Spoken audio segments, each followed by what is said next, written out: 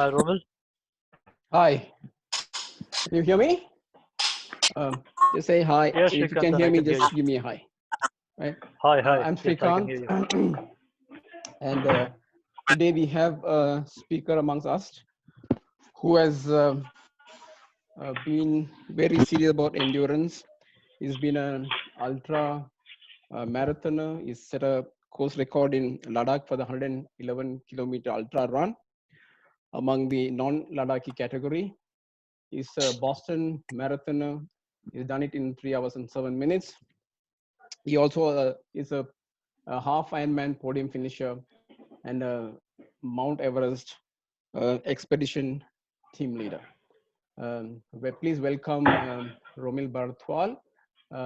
I know him through our fitness group exclusive for IIT Kharagpur. So he joined and I've been running that group for about 5-6 years now, and he joined, I think, about 3 or 4 months ago. And we thought we'll make use of the opportunity of the lockdown so that we can get some wisdom from him.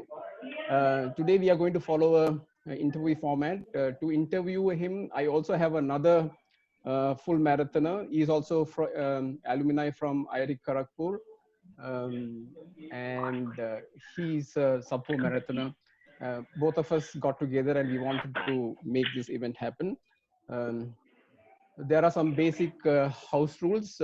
I want everybody to go on mute. For the first 45 minutes, Sujoy will interview Romil, and most of the questions that you have will get answered. If you have any questions that are not being answered during the interview, please put that on the chat box so that I will take those questions, curate them, and ask those questions in the last 15 minutes that we have before we can close the session. So Sujoy, you have to put your video on and come on so that people can see your beautiful face, and then we can get started. Just a minute, guys. Okay, can you guys see me and hear me? Yeah. Yes. Okay, I would request everybody else to put their phone on, their audio on mute. If not, Romil, can you hear me? Srikanth, if you can, put Yeah, I everybody can on hear mute. you in between. I mean, there's some problem can in you hear between, me? but then now I can hear you. Okay, Srikanth, you have to put everybody on mute and only allow me and Romil to speak. I've lost contact again. I think can't hear you now. Srikanth, can you hear me? Sujoy, I'm not able to hear you. Hello, can you hear me now? Yeah, Sujoy, I can hear you. Okay, okay. Hello. Yeah, now I can hear. I think. On and Okay, Srikanth, can you put everybody on mute? Yes. Stand in. Srikanth, I think one good thing would be that if everybody can just go on audio mode only and not on video, okay, so that we can avoid the hogging of the broadband.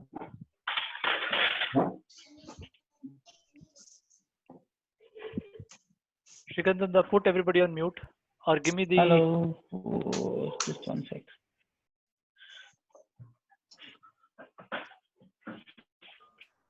Srikanth, put everybody on mute. And can you also put everyone's video off? Can you switch off everybody's video? Only let Romil be and me and you be on the video. That will be good. Yeah, so now things are clear. Yeah, much clearer. Okay. Yeah, now it's Folks, clearly audible. yeah, people, those who are on the call, I would seriously request you guys to put yourself on mute. Okay. If you just scroll to the left bottom side, you would see a microphone symbol. Okay, just click on that, mute yourself. Okay, and just on right to that, you have a stop video. You can just put a stop video so that you do not end up overcrowding this whole particular bandwidth. It helps that way. Yeah, okay. fine. Okay, I will not take much more time, and I will just start off. So, Romil, the way we have arranged this question, and this is also for everybody's benefit, is that I'm going to start off from just the basics. just the basics about running in particular. Okay, how a beginner would start running in the first place, and then we will go into a little bit more details around running. Okay, the first things Sure. first. Okay, first things first. Uh, One of the most, I would say, philosophical question. Why running in the first place? Why not anything else? Why running? Okay, first of all, thanks so much, Shrikant and Sujay, for arranging all this. And hello, everyone. Uh, First of all, why running? See, most of us who are here already know the benefits, how addictive it is, how beneficial it is for the body. In my case, it started with I realized I was gaining weight, so I started running a bit, and then the endorphin run rush, which is there, that keeps pushing you. And all those who have been into running for some time can relate it to it in a much better manner, the way I'm saying. And later on, the stage came wherein less of running because of the running benefits, and it was more of the people you get to meet because of running. You meet so many different kinds of people. You meet so many different people that you learn everything from each and everyone who's there for running. And I've seen, because of running for so many years, that any runner is going to be a better person than not into running. That's for sure. So the positivity it brings along makes sure that you're a better person in the whole aspect as such, not just in the physical aspect, but then your mental makeup also improves. So running is whatever I've got in life is because of running. So that's why for me that there's nothing which makes more sense than So, running. extending that same question, 5K is good, 10K is good, half is good. Marathon, why marathon? Why ultra? Uh, See it, why marathon, why ultra is, once you start enjoying the benefit, you start getting the kick, you look for a higher target. So initially, a person, it's like evolution. You start crawling, you start turning as a baby, you start turning at the first phase, then you start crawling, you start walking, then the next thing is running. So similarly, once a person does a 5K, the next thing is looking forward is a 10K or a 21 full, and then the ultra. So that way the thing happens automatically. Not that really people plan for it, but then the kick you get by doing such events gives you that high, which there. Okay, now you are in the army and you have seen yourself, starting from scratch and going through your runs, your different types of training, your injuries and everything. If you were to train beginners, what are the three key things that you would focus, so as to ensure that people get the running right, they are able to run longer, enjoy the run without any injuries. What are those three key things? See, that's a very good question because most of the time we realize that the newbies who start running, within a short time they lose interest because of some injuries or some other aspect. So the three things as you asked, I would say first and foremost, if you want to be a good runner or a decent runner for continuing more and more for more years in life, it's important then you have discipline. If you're disciplined, then things fall in place. For me, it was kind of easier because of the defense background we have. So we have a structured plan, and once I know a plan needs to be followed, then I become more disciplined that way. So I would say discipline is number one. You make a plan and then you follow it. Because if you don't have a plan, you don't have some target to follow, which makes it more difficult. So if you're disciplined, you'll be a good runner, and things will fall in place. And discipline, not just in running, discipline would be is the kind of food you are eating, the kind of habits you're going to have, because it's a whole thing. It's not just running, which is one aspect you segregate from other things. If you want to be good in running, you need to have good food, you need to have good rest, recovery. So the whole package comes that way. After discipline, the next most important thing would be a very sad trend which is there in past 8-10 years. I've started running long distances, that people start running and after 1 year they get injured, they stop running altogether. To the trend, I've seen that 70 to 80% of the people who start running within first year they stop running after that. So ideally you should make sure you're not chasing your personal best, like the way you said 5K, 10K.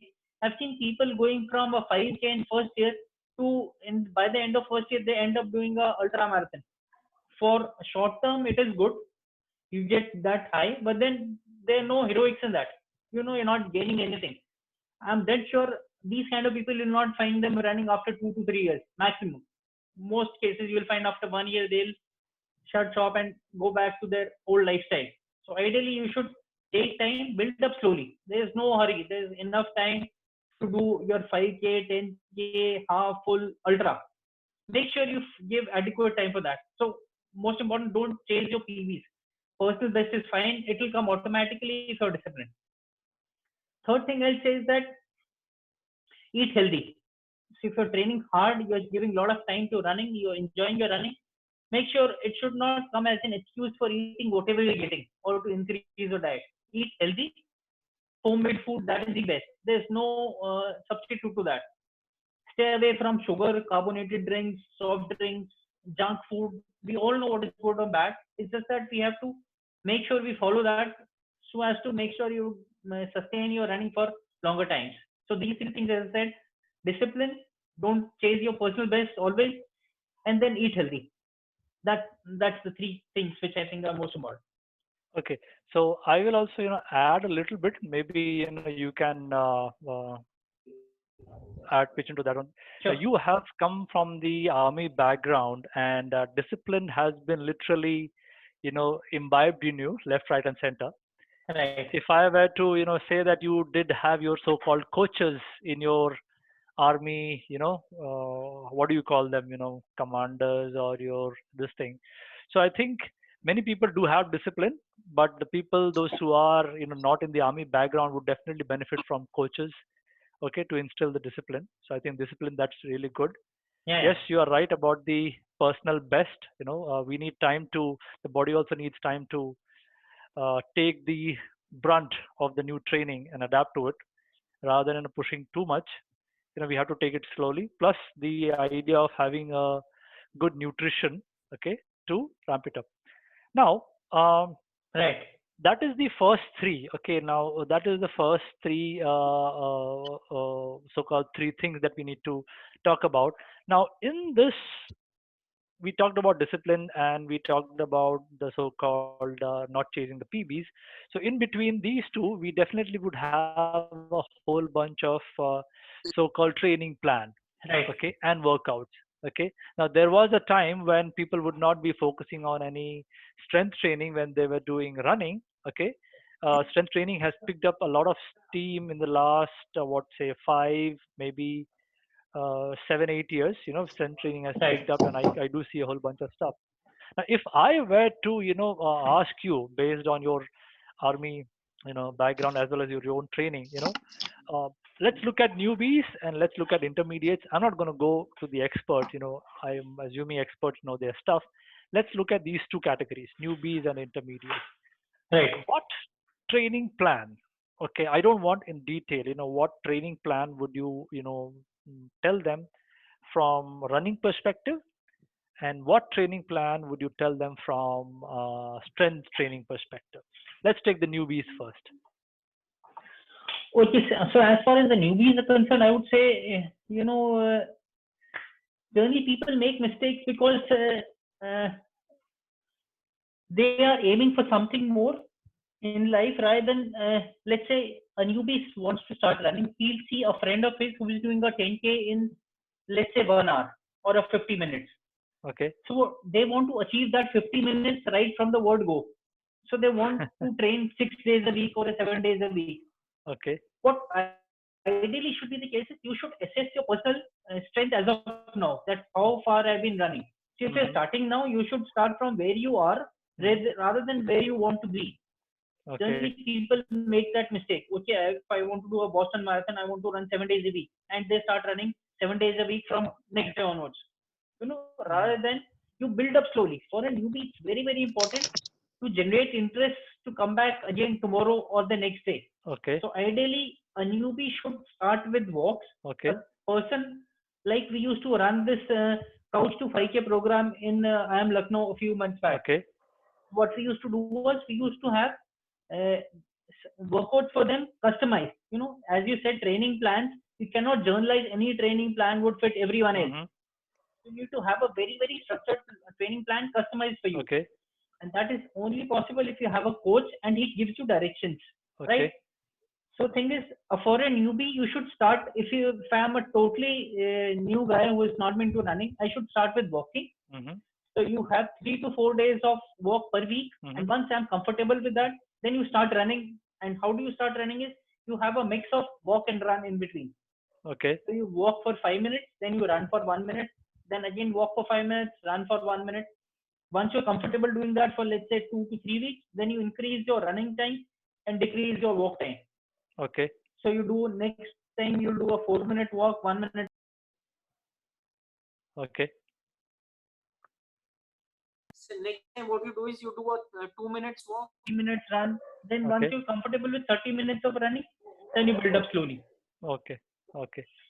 And similarly for the number of days of running as well. So initially you start with 2 to 3 days of running a week, then build up to 4, 5, and then based on the time availability for rest, recovery, and the diet, because everybody is not getting adequate amount of rest also with the kind of atmosphere which is there in the offices as well as present in the situation of COVID. So that's a totally different thing.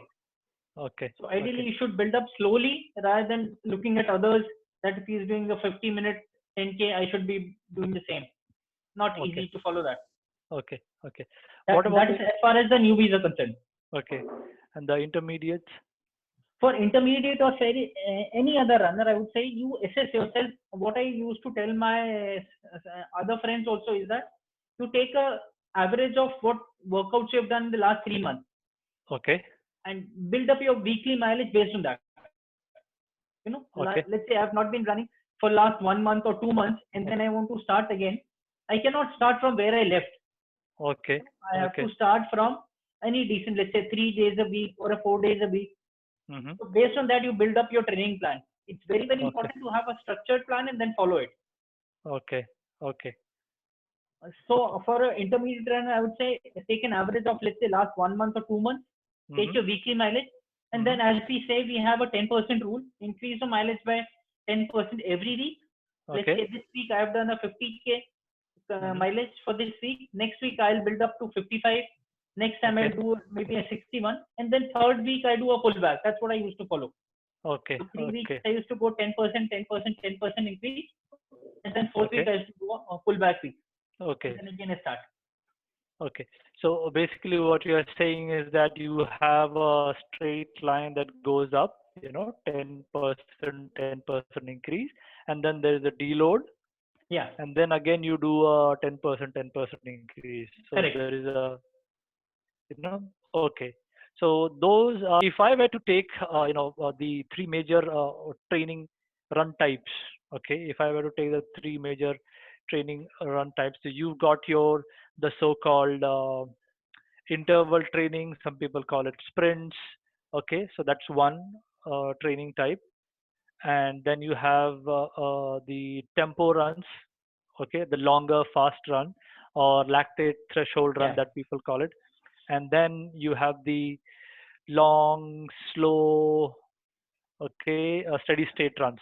Okay, so people, those who are on the call, I am assuming that most of us understand these terms, just so that everybody's on the same page. So, hello, hello, yeah, yeah, yeah. So just so that everybody's on yeah. the I can same hear you. page, in a typical running training, you have three types of run training that are done. One is called as intervals, okay, where you do short distances, say 100 meters to all the way till 800 meters, sometimes even 1600 meters, and these 16. days people are even going till 5 kilometers. I don't know. I understand. I don't know. Whatever.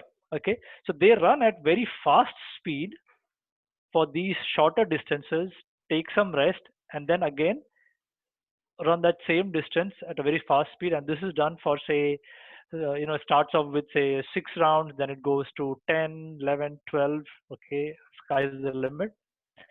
And then you have another running training type, which is called the tempo runs, where you run fast for a long distance. It starts off with, say, 5K all the way till 10K. These days, people are going 16K, 21K, where you just run as fast as you can that whole distance so that you are able to complete that distance. So you won't be sprinting, but you also won't be running slowly. Okay.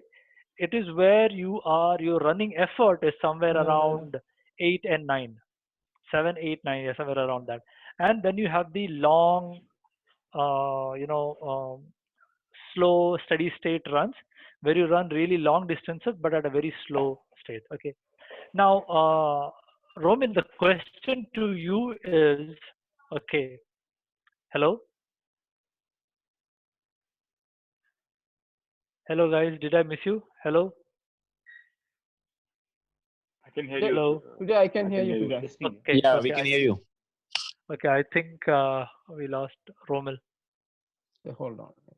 Yeah, I also, I guess. Just hold on. We'll just wait for him.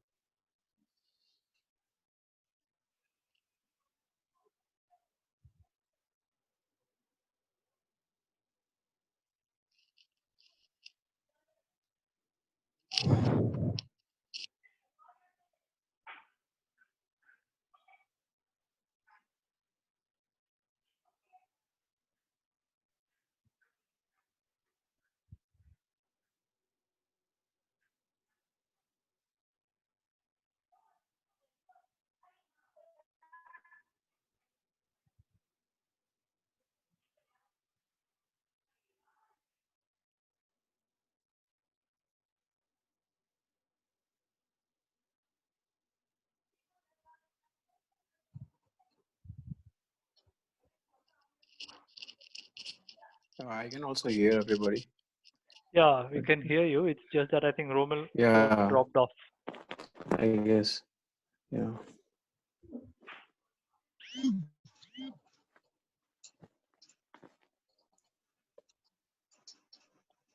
Just hold on. I'm trying to get Romel back. Yeah.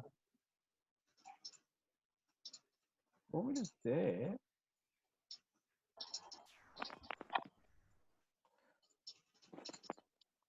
Hello, testing. Shivam, how do you hear me? Yeah, we can hear you. Reading Romel your is, files. No, I'm just hold on. Just hold on. I'm just putting everybody on mute. Just give me a minute.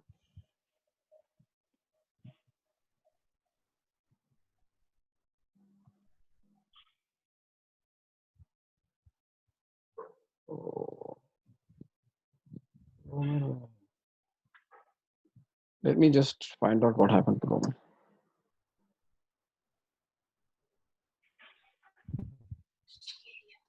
Sujay? Yeah, he's Yes. back. Yeah, he's back. Yeah, I think the other one was not working. okay. Okay. Okay. So let me. Okay. So the question is this: say for runs below half. Okay. Yeah. So 21, 10, 5.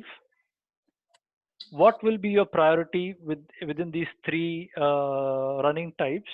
And for runs that are full and above, what will be your priority? So you have your sprints, you have your intervals, sorry, you have your tempo, and you have your long. Okay. Now, if it is 21 and less, what will be your hierarchy of training? Where would you focus more? See, focus and all, I would say is that, the longer the distance, the focus should be more on the longer runs. Okay. So I've been a long distance most of the time. So my favorite runs have been marathons and all, and Okay. now ultras.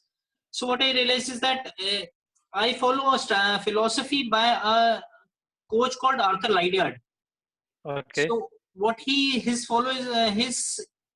philosophy is that he says that you start backwards from the kind of event you are participating. Let's say my event is 6 months away. So my Okay. plan should start backwards from that kind of event. Okay. So it's a philosophy called periodization. Okay. So you have periods of various trainings. So if I'm quite a time away from my final event, what I do is that I start with long runs. So we have 3 long runs per week in that Okay. case. Okay. Then for 2 months you follow that, 2 to 3 months, and then you start with your tempo runs, oblique hill intervals. Okay. So you do a lot of hill workouts. I was in Hyderabad, so we had this luxury of doing a lot of hill workouts there. In Bangalore, Okay. I guess there are Nandi Hills, so a lot of people they go and train there as well. Okay. Okay. So if the bottom line is, if you are training for a distance which is long, let's say half marathon and full, then your focus should be on your slow, long, easy runs. We call SLRs, slow, long Sunday runs. Okay. And otherwise, if your focus is a shorter duration run, a distance run, let's say a 5K or a 10K, then you should focus on shorter intervals or tempo runs. Okay. So my priority of workouts generally is long runs first. Second is a tempo or a hill workout, and then would be an interval, sprints, whatever you want to call them. I mean, there are different names, but then those are the ones. I think my main focus has been on slow, long, easy runs, wherein you maintain conversational pace and you stay in your aerobic zone. So most of the times I've been following heart rate monitors for training. So I'm a big fan of that MAF philosophy, which is the MAFATONES. Okay. Okay. Now in these runs, and based on your, when you had initially started running, and I'm sure you would have started running in your NDA Academy. Okay. What were the mistakes that you made? Okay, that you still remember? That's number one. And what do you think are the biggest mistakes that people are doing? Okay, that includes novices as well as the intermediates. Now you have already mentioned one mistake, which is people, they want to rush, to get their PBs after PBs. That is one mistake. Point taken. Okay. What are the other mistakes? First, tell from your experience what are the mistakes that you have done in training, and then talk about the mistakes that you feel. Okay. Okay. So actually, what I've realized is that my long distance, I would say, started in 2012. Once I joined a running group in Hyderabad called the Hyderabad Runners. Okay. So first and foremost, I think anyone who wants to get seriously into running must join a running group. Running solo and running in a group makes lots and lots of difference. So you should join a group and you run with the people who are kind of at your speed or your kind of thought process as far as the running philosophy is concerned. Like I said, mine was more towards long runs and aerobic kind of runs. So if I'm running with those people, I get to learn so many things based on their experiences. Okay. The biggest mistake I've realized I made in running was during my Standard Chartered Mumbai Marathon. They used to call it Standard Chartered then, which was in 2015. Okay. So until that time, I used to think that whatever training you're doing, the moment you reach the start line, it's all done. I mean, you don't have to do anything after that. Your training or your thought process is over by then. But I realized the biggest thing in running is that till the time you cross the finish line, you never lose focus. You have to maintain your focus till the time you cross the finish line. I paid a heavy price during then because I messed up my race in that Standard Chartered run, because I thought the moment I've reached the start line, my thing is over. Now I can switch off and concentrate only on the run as such. But then it's very important to stay focused while you're running as well until the time you cross the finish line. So the race day strategy is again very, very important part. So you need to keep that in mind once you're running. The biggest mistake I see as far as new runners are concerned, they think there are a lot of shortcuts they're going to get. Like if you follow a training plan, you'll reach your destination in a shorter time. That it's not going to happen. So any training plan you take, it's kind of okay to do that, but then finally it boils down to the consistency you have and the discipline if you have. If you have the discipline and consistency, you'll surely do well. Training plans, one or the other, it's not that important. Only thing is you stay disciplined, stay consistent. Like in my case, the first training plan I followed was that Run Less, Run Fast by Bill Pierce. I met him during the Boston Marathon also, and I used to follow that plan because that was the first plan that came to me, and everybody in my running group was following it, so I used to do that. Later on, I realized, that plan was good, no doubt. I improved quite a lot, but then you have to see what plan suits your kind of mindset, your kind of lifestyle. So if you have a lot of time from office, from family, then you can shift plans based on your time availability and your lifestyle. So select a plan and then you should follow that. Mistakes generally, as I said, intermediate runners or the beginners is that they think they're shortcuts. If they see someone else running, they don't see the hard work which has gone behind that kind of a run. and then they see that, okay, if some person is following a training plan, if I follow that plan, that will suit me as well, which generally is not the case. Okay. So taking from that itself, we're talking about mistakes, I'm sure you would have seen, people doing different types of training or workouts and everything. What do you think are the biggest waste of time that these novices and intermediates do? Waste of time. Waste of time, I think people overthink on training plans, that they'll pick up one plan for a month, then they'll pick up another plan for the next month, and they'll feel that same thing, they say there are some superfoods which are going to give them some boost and they'll start running faster the next day onwards. That similar is the case of fad diets. So anything which tells you that if you wear barefoot running, you'll be fast, or some, I don't know to dwell too much on the kind of things, but then if you think there's some shortcuts, you are making a big mistake. You should never think that. If you do a lot of hard work, a lot of sincere training with discipline, consistency, you will surely succeed. So only thing is consistency, discipline, be in a good group, learn from them, listen to everyone, but then see what suits your running, and then the one which gives you results, do that. Bottom line is that have 70, that's what my coach used to say. He was a guy based in US. He used to tell me that they are fancy names to attract you for different things, but bottom line stays the same. 80% of the workouts have to be easy. Only 20%, or for that matter 10%, have to be hard. 80% easy means conversational pace. You should be able to talk once you're running, and then 10 to 20% should be the hard workouts. And he was a fan of polarized running, which means you do hard workouts really hard and you do easy workouts really easy. Generally people mix up the two. They're neither doing the easy workouts, they're neither doing the hard workouts, and then they mess up their runs, and then they see results are not coming. So the thing is, we do understand that you have been in the army. Okay, people would say that, okay, you have done a lot of run in the army, you have the base and everything already built up, and that's where you were able to get your Boston qualifier. Okay, I do understand that the EME folks have certain kind of base training. Okay, but that does not guarantee a Boston qualifier. Okay, because my brother-in-law is in the EME, and I know that the training that he does will not guarantee a Boston qualifier. Question to you. Okay, something personal and something a little bit generic. First things first. Okay, what makes you different? Okay, so that we can learn from it. And what are the oddest thing that you have done during the training? Starting with Boston Marathon, I would say is that my first full marathon was 4 hours 22 minutes. Okay. And when somebody told me you should prepare for Boston, and I was kind of dazed. I couldn't believe. I said, why are you making a mockery out of my timing?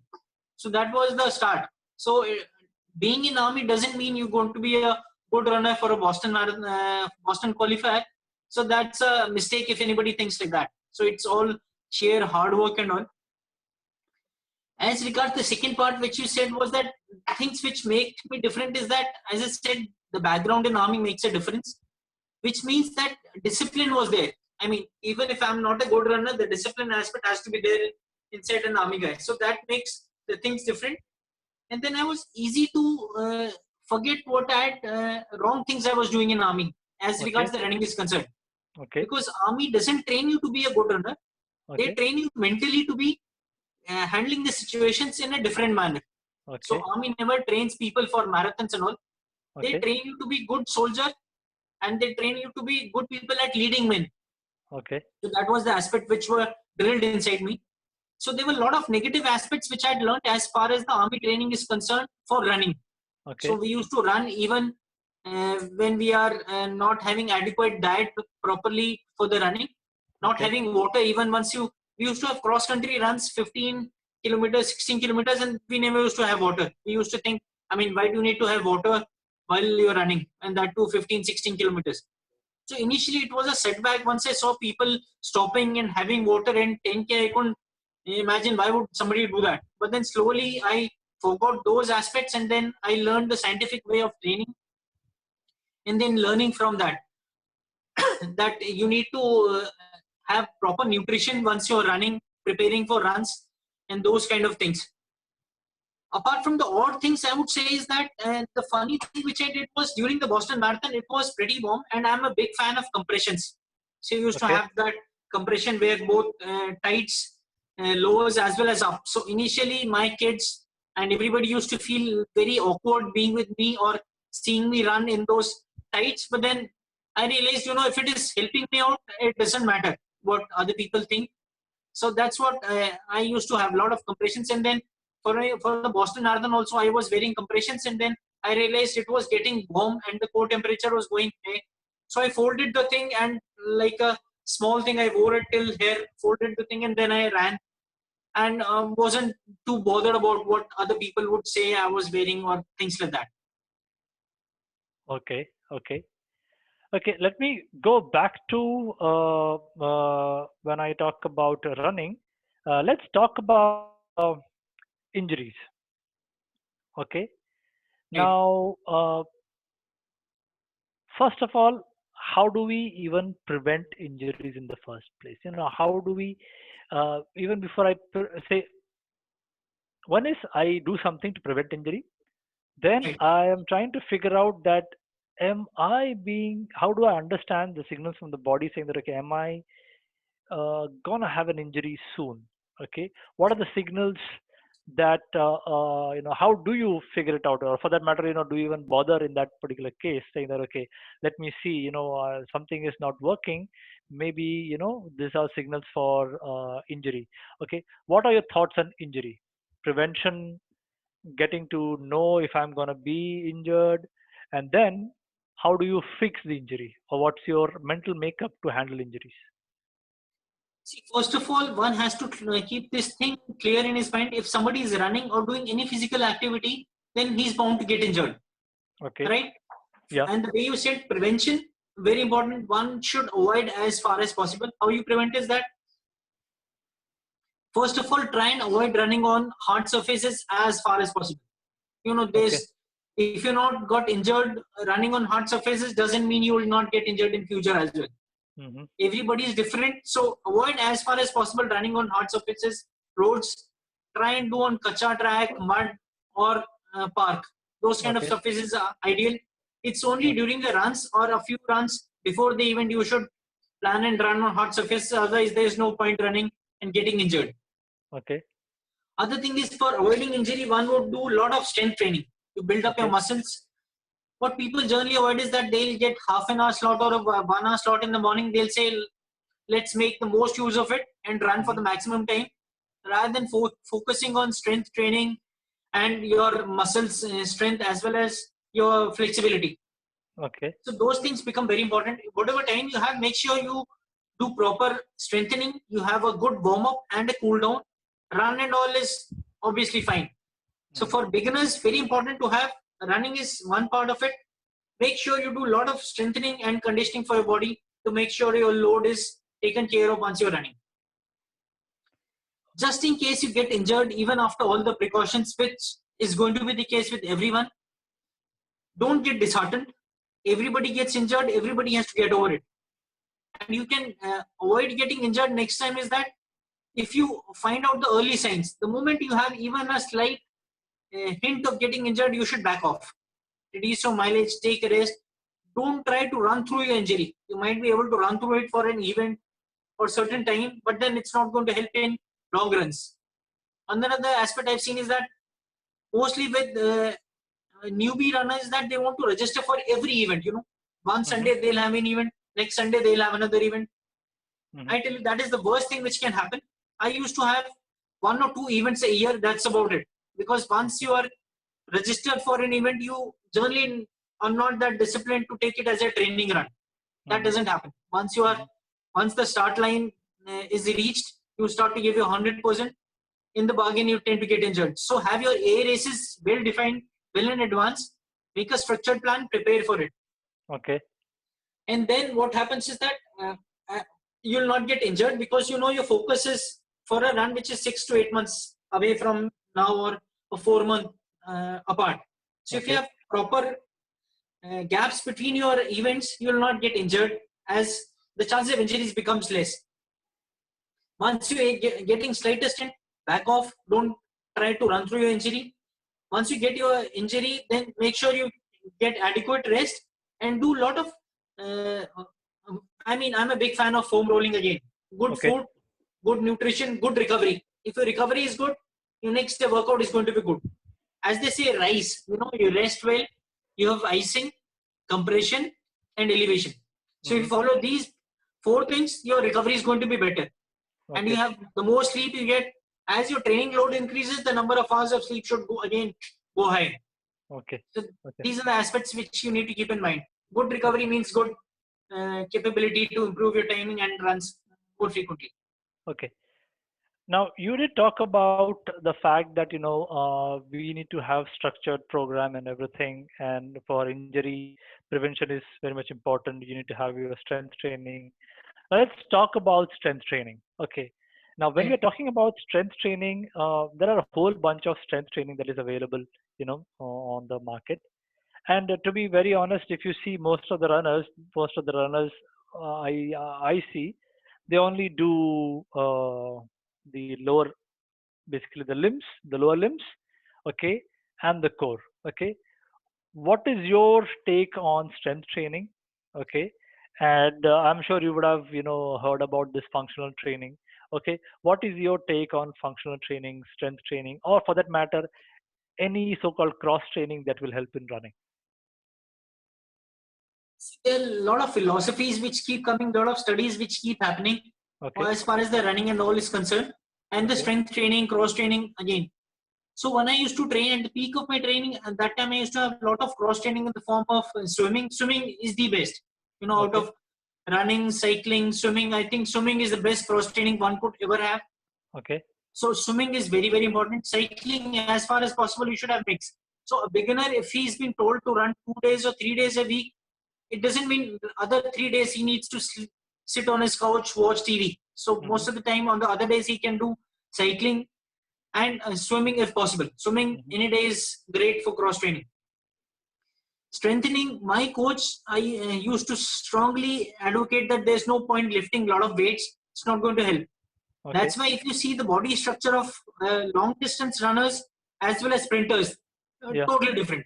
You look at a Kipchoge or any long distance runner and you compare it with, let's say, Ben Johnson or Carl Lewis. So muscular body and these two things are different. Most of the runners who are there today on this forum, I believe they are long distance running, which means, let's say, 5K, 10K. So there's no point lifting a lot of weights. If you can lift weights and do other strengthening, it's fine. There's no harm in that. But then gaining upper body mass is not going to give you any benefits as regards running is concerned. Especially for a half or a 10K, I think there's no point doing upper body training as regards the weights are concerned and muscular body. For maintaining a proper form, yes, it's important to do a bit of upper body training, which can be done with the help of push-ups and other kind of things, but then need not necessarily mean a lot of weights. So it's important to keep your lower body strengthening good. Your stretching should be well after you do the exercises, after you do your runs. Take good time cooling down your stretching. That's again important. Warm up again. For every run I used to do in the mornings or in the evenings, I used to make sure at least 10 to 15 minutes of walk is there. Then only I used to start running. Otherwise, generally what we've seen in a group, there are 10 people, they'll gossip for some time. Then the moment everybody comes, they start running, which is obviously not advisable. So you do a lot of walks, 5 to 10 minutes, start increasing your pace so that your heart also knows that the kind of work it is going to do in subsequent time. So build up slowly. Similar for functional training. I'm not a big fan, but then yes, I think it helps. But then only thing is how you manage your time between your running, strengthening, and other things. If you are able to manage adequate time, obviously you should go ahead with that. So from what I hear, and I think it's for everybody, from what I hear is that, of course, there is a whole focus on your lower limbs. There is no point in gaining too much of strength and muscles on the upper body, because most of the time you're using your limbs, okay, to the legs to run. And even for that, no need to have heavy weights. Lighter weights should be good enough. So I'm just extrapolating what you're saying, Romil, Yeah, is that you have lighter weights and you have more reps, correct? correct. For your this thing. Okay. Now we did talk about limbs. What about the core? For core also, again, the same thing, once you're running, I think it automatically helps you doing well as far as Okay. core muscles are also concerned. Okay. You do a lot of skipping. I used to do a lot of skipping along with my kids and otherwise as well. So skipping Okay. actually helps. Then you do sit-ups. Army Okay. generally trains you good for these kind of things. Sit-ups, push-ups, we used to have mandatory tests. So that Okay. habit continued. Okay. So it was Okay. good in as far as the core exercises, core muscles are concerned. Okay. That Okay. was an added advantage. So if you do push-ups, sit-ups, lunges, glute muscles, so those kind of exercises are surely going to help. Do lots of sit-ups, different variations in that. Do planks again, different variations. Body loves variety. If you're doing Yeah. the same workouts again and again, be it running, be it kind of food also, if you're eating the same thing again and again, your body is not getting the adequate nutrition. So the more variety you have in your workouts, in your life, similarly, the kind of surface you're running, the kind of workouts you're doing as well. So if you have a mix of good variety in all aspects, it's going to be very, very beneficial. Okay. Now, what about you to talk about rest, icing, compression, elevation? Okay. What are the other recovery strategies do you follow? So I've been a big fan of foam roller. Okay. I used to have 2 foam rollers. In fact, till the Everest, I carried it till the base camp Okay. because, foam rolling really relaxes quite a lot and it's very beneficial. I've realized it works for me. Okay. Other thing was I used to have those golf ball or a tennis ball. Mhm. I used to massage my foot with that Okay. whenever I used to finish my run. And I used to have a big, dustbin, those big buckets filled with ice. And the Okay. moment I used to have a long run on Sunday, I used to come and sit in that. Or Okay. a kid's swimming pool, which you have a portable one. Okay. Fill it up, sit inside that for some time. That really helps in recovery. And recovery, I'm a big fan of recovery because if your body is well recovered for the next day workout, you Mhm. tend to gain more. I mean, you Okay. get the maximum out of the time which you're investing. So Okay. recovery becomes important. And again, food, as I said earlier also, good Mhm. food, lots of fruits, vegetables, less Okay. of sugar. I mean, sugar, as they say, is the next nicotine so you should avoid as far as possible. Okay. Okay. No carbonated drinks. So generally recovery, I feel if you're having good food, if you're having good recovery plan after every run, then it helps for preparing well and doing well as regards the running is concerned. And Okay. compression I used to have while all my long runs and shorter runs as well. So compression really works for me. There's no harm trying, Keep experimenting, keep trying. Whatever works for you, you should follow that. Don't Okay. see that if other person is doing this, then I should do that. See what suits you. Similar is the kind of shoe. Many times people ask me what shoe is good. There's no one shoe which is ideal for everyone. There's no one plan which is tailor made for everyone. Everything Okay. is customized. Mhm. See what shoe suits you, what kind of diet suits you, and follow that. Okay. What about sleep? Sleep as much as possible. I mean, you should sleep in the after, and depends upon the kind of load which is there. So if Okay. you are in a work which doesn't permit you a lot of time to recover, then there's no point going for a full marathon. Okay. Keep yourself to 10K or a half marathon, but then only if you think you can manage your time well as regards your office is concerned, and then your family commitments. Then based on that, you should plan to have a longer runs, let's say a half marathon or an ultra. So sleep as far as possible. You should have good amount of sleep, and then you should increase your sleep the moment you are training harder. So there was a time when I was doing 150, 160 kilometers a week. So that time I used to sleep about 10 to 12 hours per day, Okay. Okay. which is important. I mean, Okay. Now, you have respected Mount Everest. I will not say conquered. There's this thing to that. yeah, You have uh, completed ultra marathon. You have your Boston qualification. NDA is the starting. 2 questions. Okay. Yeah. Do you have a philosophy / formula that you follow to hit 100% success on what you said to do? Okay. That is one. If yes, do share. And a corollary to the same question is, or I wouldn't say corollary, the extension of the same question is, okay, who can get into Boston and who cannot? Assuming there are people, those are doing their 3 runs, 3 workouts in a week, etc. Okay, because with you people are training, okay, Yeah. with you people are training, but not all of them would have respected Mount Everest, not all of them would have done ultra, and not all of them would have done Boston. Okay, what is it that drives you? What is your formula? What's your philosophy for 100% success?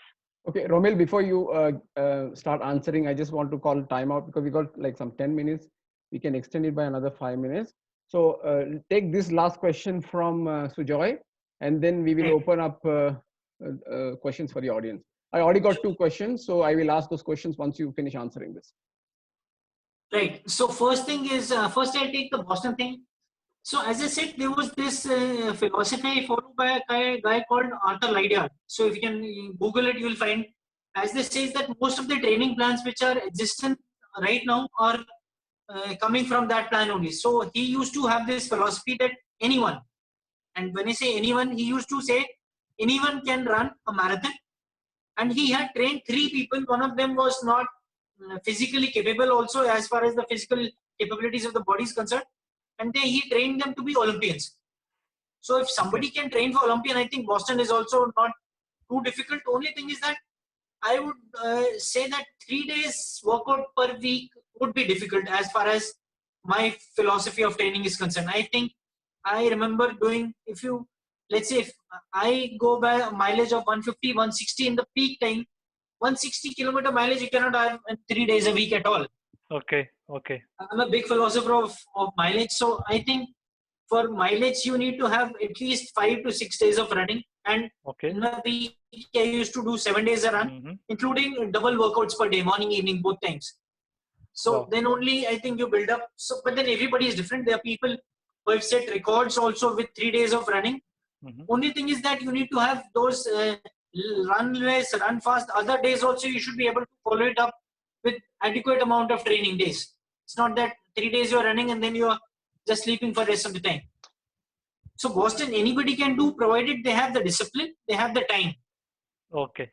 If you have a structured coach, if he's sure that you can do it and you have the time available with you, then anybody can do Boston. It's not too big a thing. Only thing is you need to have commitment, you need to have time for adequate rest, recovery, and you need to have a lot of family support, because the kind of food you have, the kind of cycle you will follow, the routine, you need to be mad to crack into Boston. Otherwise, it's not very easy. I mean, all those who are running full marathons would know that doing a 3:30, 3:20 needs a lot of commitment. So you need to have a lot of support from family, your kids, your parents, whosoever you are staying with. So, and then sleeping in time. Good. You need to make a lot of compromises to make sure you reach that time target. So that is one. What worked out for me was, as I said, family support was there immense. Other thing was that background of army, being disciplined, that okay, once I've decided that this is my training plan, I'll stick to it to maximum capabilities I would have. I mean, I will not try and budge around or give excuses once I've decided I have to do that. For other things, I would say I've been very, very lucky. That's no doubt. I mean, doing Everest and Boston and La Ultra, many people are much more capable, but then they don't get this opportunity. So I'd say luck and faith in, I'd say God has been extremely kind to me. So once those things are there, then only you should be able to do that. I mean, then nobody can stop you. That's the thing.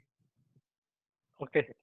Srikanth, I'm done. Thank you, Sujoy. Thank you very much for your time and asking some brilliant questions. I'm sure most of the questions the audience had got answered, but However, I got 3 questions from 2 people. I'll just first mention the name and ask the question. There's a question from one Ashish Pathak. The question is, how is strength training different for a runner compared to someone who just goes to the gym? Okay, so strength training for a runner would focus more on building up your strength for developing your running muscles. You know, it's there for different workouts also. Let's say you're doing a interval or a tempo or a long run, different set of muscles in your legs also get utilized. Okay. So building up strength for running would mean focusing more on the lower body and the core rather than a person who is going to the gym for this. Generally, people who go to the gym are focusing on shoulders or biceps, triceps, and biceps, triceps won't really help you once you are a runner. Okay. So you should focus more, invest more time on lower body and the core muscles rather than only going for the upper body exercises. Okay. All right. So there's one more question from one Mr. Jitendra Rathur. He's got 2 questions. So let me ask the first question. Right. What is recovery time after a full marathon? How many days off from running? Okay, that's an excellent question. You know, I had this doubt and this was clarified by my coach very, very clearly. So a person like me, I would always go with quality rather than quantity. You know, as I said, there's no point doing every Sunday 1 marathon and then getting injured and not coming to running at all. So recovery, he taught me was that for next 3 months, they should never, after I've done a marathon today, and this marathon, I mean all 100% all out marathon I'm doing. So if I'm doing a 100% all out marathon, next 3 months should be very, very easy runs, which means I should not even think about running a full marathon next time once I'm doing these 3 months. After these 3 months, I should slowly build up my training plan for a next marathon or a next event which I'm doing. So if you have done a marathon today, take adequate recovery. They say there's another philosophy which says next 42 days, a 42-kilometer run should mean a 42 days of easy runs after your recovery, and then only you should think about doing another run after that. Okay, thank you. So there's one question from Apurva Kumar. The question that person has is, typical in how many months or years should one graduate from a half to a full marathon? This is again depends upon the body and the kind of background you are from.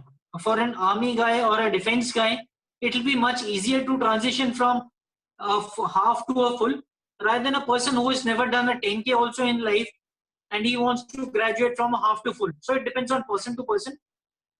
And I would say is that from half to full also you should slowly build up. You should do a 25, then a 30, then a 35, then only you should build up to a 42. So it depends a person how much time he takes from a half to full. Ideally it should be about 1 to 2 years also if you want to give your best performance in a full marathon. Okay, 1 to 2 years, is it? Okay. Yeah. There's no point hurrying up. I mean, okay. There's no hurry. Yeah. So maybe there's one last question because we just only got 2 minutes. Yeah. This is from a person by the name Umesh Panikar. The question I want to ask you is, when we talk about diet plan for runners, is there any specific diet plan, for example, protein-based, fibers, or plant-based? I feel anything which is natural is good. Don't go for any specific kind of a thing. Let's say, I don't want to name any diet, but then whatever is coming naturally, you should do that. I used to follow a plan wherein I used to cut down junk food completely. No noodles, no pizza base, nothing. I mean, no junk food, burger, nothing at all. No carbonated drinks. Anything which is being cooked at home is fine. As they say, the more colorful your plate is, the better it is. And plant-based diet, I feel, is much better than a non-vegetarian diet because the non-veg diet which we get are, I mean, everybody knows those have been highly intoxicated, injections and those kind of things. So as far as possible, one should avoid. Try and have plant-based, but then strictly no sugar at all. Sugar is a big no for sure. And then you should, as they say, you should only consume what you are able to spend. Should not be keep eating and not able to spend, right? Like in the present scenario, the calorie expenditure is very less because of we all being inside our houses. So you should make sure you customize your diet based on that. The more colorful your food, as far as the fruits, vegetables is concerned, the better it is. Okay. All right. So we just got one more minute and one last question. After that, we are going to close. This is from a person by the name Sanjay Pandey. How to minimize jerk in knees while running, other than running on muds? So this, I believe, comes from someone who must have got injured or must have felt some knee pain. That's why he's asking such a thing. Knee pain, I have generally realized people feel knee pain. One reason is because the shoe. The shoe is not as per their requirement. It's not the body type, it's the foot type which is they're using. So ideally, you should change your shoe. That is one. I have done it personally. I've realized my shoe. I used to wear it even after that shoe got worn out a bit, and that was the reason. The moment I changed it, took rest, and then things improved. I didn't get injured in the knee because that is one. Second is that you should do a lot of training, strength training for your knees as well as the muscles. Third is you focus on your running form. Maybe your running form is not right. That's why you're getting knee jerks or more injuries on your knees. So these three things, if you keep in mind, I think that should solve the problem. Okay. Thank you. We are just up on time. Thank you so much, Romil, for agreeing to. I mean, we just some 2-3 days. We just got this sorted, and you agreed to do this talk for us. Thank you, Sujay. You have worked very hard on getting some questions, nice questions. Thank you so much for a lovely audience. I know in here and there were some noises because you all forgot to mute the mic. However, it's a wonderful experience. I've recorded this entire session. Once I'm able to put it somewhere, I'll share the link so that you can go through this video once again. Thank you so much. Have a wonderful evening. Thanks so much. Yeah. Thank you, guys. Yeah. Thanks, Bye. Bye. Bye. Bye.